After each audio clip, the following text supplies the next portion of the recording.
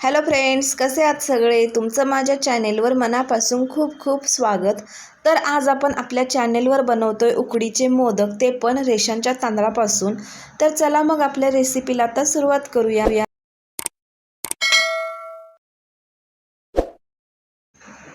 तर मोदक बनवण्यासाठी मी इथे एक छोटा नारळ किसून घेतलाय, अर्धा पाव गूळ चिरून घेतलाय आणि आवडीप्रमाणे तुम्ही ड्रायफ्रुट्स घेऊ शकता. मी इथे काजू आणि बदामाचे तुकडे करून घेतलेत आणि थोड्याशा मनुका घेतलेत. तर आता गॅसवर कढई ठेवून घेऊयात. कढई गरम झाल्यानंतर मी याच्यामध्ये 2 छोटे चमचे तूप टाकून घेते. तूप गरम झाल्यानंतर याच्यामध्ये अर्धा चमचा आपण सफेद तीळ टाकणार आहोत आणि जास्त वेळ फ्राय नाही करायचे, 1-2 सेकंद आपण हे फ्राय करून घेणार आहोत.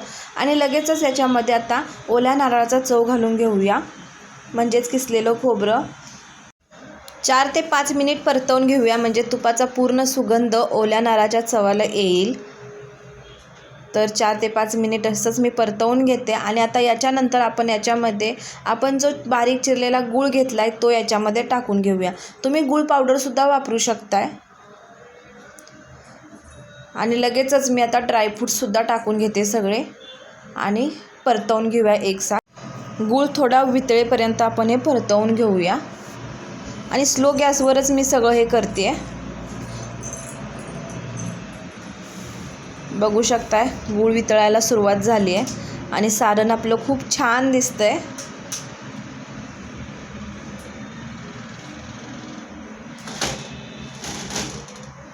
मस्तच. आता आपण याच्यामध्ये विलायची पावडर टाकून घेऊया आणि पुन्हा एकदा परतवून घेऊया. आज आपण हे उकडीचे मोदक रेशनच्या तांदळाच्या पिठीपासून बनवणार आहोत, त्यामुळे खूप छान होतात अशा पद्धतीने तुम्ही बनवलात तर. इथे आपलं सारण तयार झालेलं आहे. आता आपण उकड काढूया.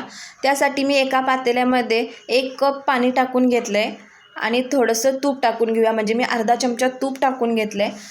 आणि चवीनुसार मीठ टाकूया, म्हणजे आपल्या मोदकाला बाहेरूनसुद्धा तुपाचा सुगंध येईल आणि मिठाची चवसुद्धा त्याला व्यवस्थित लागेल.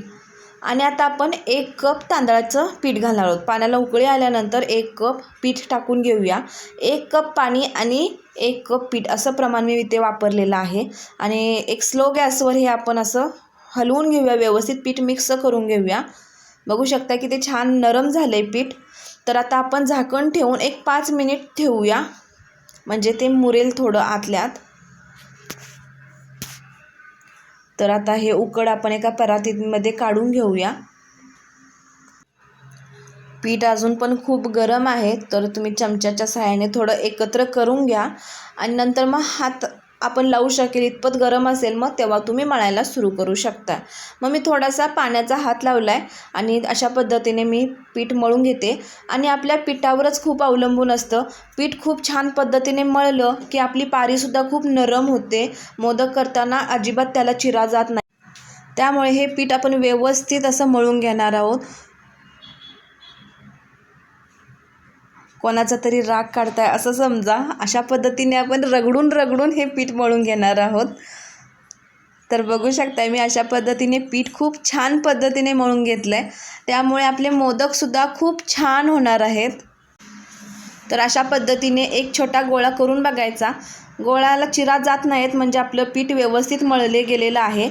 आणि हे आपण रेशनच्या तांदळाच्या पिठीपासूनचे मोदक बनवतो आहे. आता मोदक करायला सुरुवात करूया. आता एक छोटा गोळा करून घेते आणि व्यवस्थित गोळा करून घ्यायचा, म्हणजे चिरा जाणार नाहीत असा, म्हणजे व्यवस्थित आपली पारी होईल. मी हाताला थोडंसं तूप लावलं आहे आणि अशा पद्धतीने मी मोदकाची पारी बनवून घेते. बघू शकताय. तुपाने जर जास्त आपल्याला हाताला चिकटते असं वाटत असेल तर तुम्ही पाण्याचा हात लावू शकताय. तर अशा पद्धतीने मी पारी बनवून घेते. तर आता चला कळ्या पाडूया ह्याला व्यवस्थित.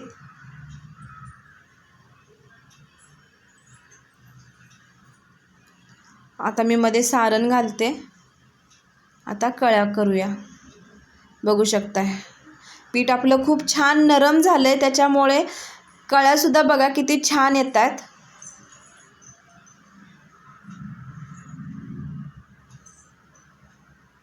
वा, मस्तच. तर आता अशा पद्धतीने वरच्या हाताने 2-3 बोटांनी अशा पद्धतीने आपण मोदकाला फिरवायचं आहे आणि व्यवस्थित असा मोदक बनवून घ्यायचा आहे. बघू शकता किती छान झाला आहे. वा, मस्तच. तर उरलेलं पीठ काढून घ्यायचं आणि व्यवस्थित टोकदार असा मोदक तयार करून घ्यायचा. आता दुसरा मोदक बनवून दाखवते. अशा पद्धतीने पारी बनवून घेऊ त्यासारखीच.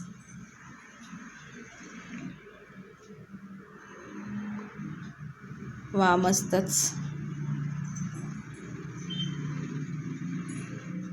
तर आता दुसरी स्टेप म्हणजे अशी दाखवते मी की पहिला तुम्ही कळ्या बनवून घेऊ शकताय आणि मग सारण भरू शकताय. कारण काही वेळा काहींना काय होतं की सारण भरल्यानंतर व्यवस्थित कळ्या करायला जमत नाही, त्यामुळे सारण मग सांडलं जातं वगैरे. तर तुम्ही पहिला मग कळ्या करून मग त्यामध्ये सारण अशा पद्धतीने सुद्धा घालू शकताय. आणि मोदक जसं फिरवाल तसं मग एका बोटाने सारण आत सारायचं, म्हणजे ते बाहेर येणार नाही. अशा पद्धतीने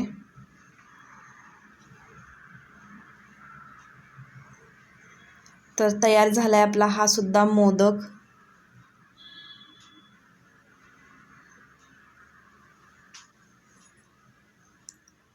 आणि जर दुसरी एक ट्रिक सांगते तुम्हाला, जर अशा कळ्या दिसत नसतील तर तुम्ही चमच्याच्या सहाय्याने अशा कडा तुम्ही पाडू शकताय. जास्त घुसवायचं नाही, नाहीतर सारण खूप बाहेर येईल.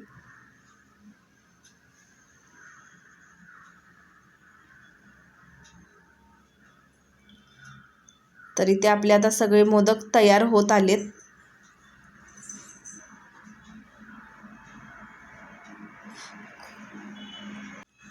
तर इथे आपले सगळे मोदक तयार झालेत. तर आता मी इथे मोदकाच्या चाळणीला तूप लावून घेतलं आहे आणि याच्यावर आता आपण हे सगळे मोदक ठेवून घेऊया. मोदकाच्या चाळणीवर तुमच्याकडे जर केळाचे पान असेल तर ते सुद्धा तुम्ही ठेवू शकताय. आणि याच्यापेक्षाही हळदीचं पान भेटलं तर ते अतिउत्तम होईल.